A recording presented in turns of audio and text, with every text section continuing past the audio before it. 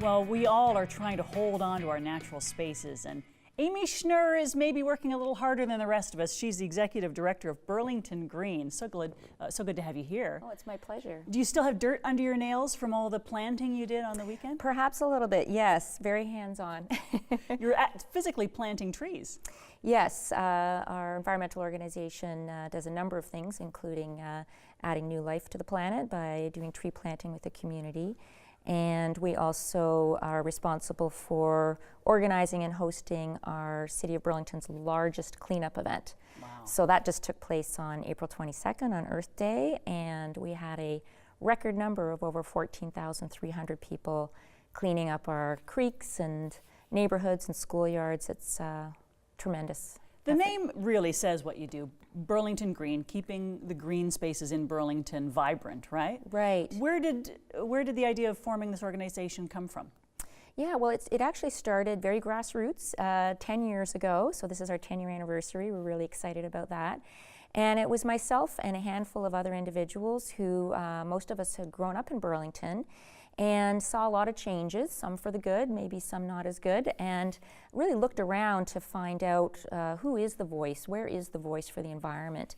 And there was no organized group focused on environmental rights and advocacy and education and taking action. So we said, well, I guess we'll do it. So we started. Were you seeing problems? Were you seeing the green spaces being eaten up by development? Yeah, for sure. And just a number of changes that you're going to have with any community that grows. It's really important, just like we have facts and decision making about social justice and issues. Really, it's critical. We all need to breathe clean air and drink clean water. The environment needs to be top of mind and priority, and you really need to hear from the people. So we're just a vehicle in order to enable and mobilize the community to have a voice for the environment. And, we hit the ground running and we've never stopped. Who makes up? It's not just you anymore, so Yes. Who else is part of Burlington Green? Well, that's a great question. It started off as a citizen-led organization, and it still is. So we have a volunteer board of directors, really lean but mighty is what I call it, a few team of staff. And then really we are about mobilizing the community, so making it easy for people to go green. And so we work with children, predominantly with high school. We started the very first youth environmental network.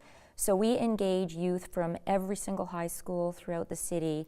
And that's something that we're extremely proud of because— Wow. What do you make them do? Well, we really link youth to opportunities in the community.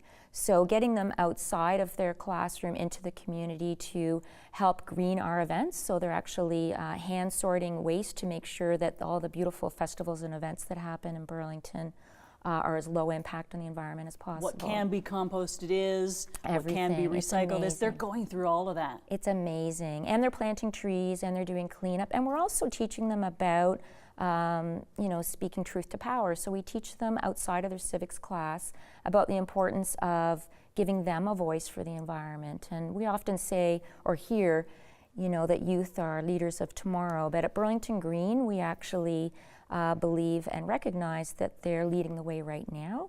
So we give them a platform and a vehicle to make their own decisions and to really do great work for the environment. Well, after all these years now that you've been doing this, you've managed to get the attention of some pretty big names like David Suzuki. Yeah. Tell me what's happening with him. Yeah, it's very exciting. In our 10 years, we've, we wanted to spread awareness, and in order to do that, you sometimes need to get a big name or a star or attraction to kind of grab the attention of the community to remember what the importance is in valuing the environment. So over the years, we've been really proud to bring Robert Bateman, Severin Suzuki, Dr. Jane Goodall was a huge epic event for us, Rob Stewart from Sharkwater, and then this year we're teaming up with the David Suzuki Foundation to work really hard to get an environmental Bill of Rights for Canada. People are shocked that our country does not have an environmental Bill of Rights. 110 nations do, and we don't. That is surprising. It's shocking. And so they launched an amazing campaign called Blue Dot, And there's already 100,000 Canadians on board to say, okay, we've got to get this in our Charter of Rights in our government. And so little old Burlington Green is going to be partnering with the Suzuki Foundation all year long.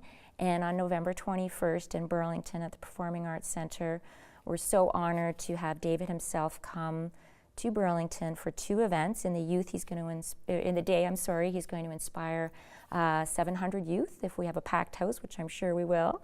And then he'll take a break and be back in the evening for the general public to be able to attend. So it's truly an honor, and we hope to create a movement here in Halton to get people on board for this. Sounds like you already have, and people watching right now are going to want to be part of it. So how do they get in touch with you if they want to volunteer or donate or however they want to get involved? What should they do first? Probably the easiest is go right to our website, which is burlingtongreen.org.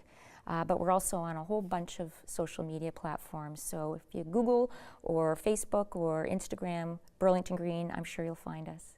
Amy, thanks so much for being here today. My sincere pleasure. Thank you so much. Keeping Burlington green and possibly the world one day. You never know. Yeah. Great. Thanks so much. Thank you.